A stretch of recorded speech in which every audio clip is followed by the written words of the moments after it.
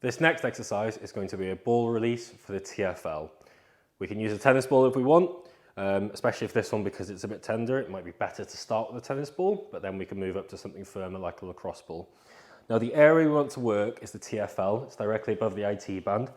Normally the best way to find it, if you put your hand in your pocket, come around slightly to the front of the hip and press in, that should be around where the TFL is. Another way to find it is if you take the outside portion of your leg, follow that IT band up all the way to the top, slightly in front, and that's where you'll find the TFL. Essentially all we want to do with this exercise is, I will show you a way on the ground. When I get the ball into there, press, hold and release. We can do it on the ground, but an easy way to start is often up against the wall.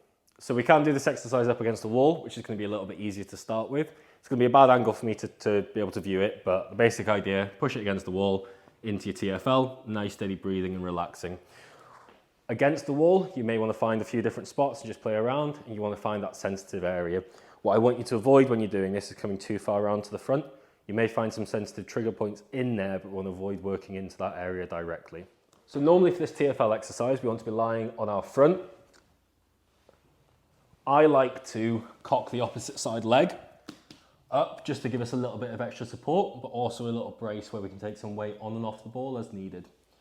Again, I'm going to play around with the position, find that point on the hip. As soon as we find that trigger point, nice steady breathing, wait for that to relax in.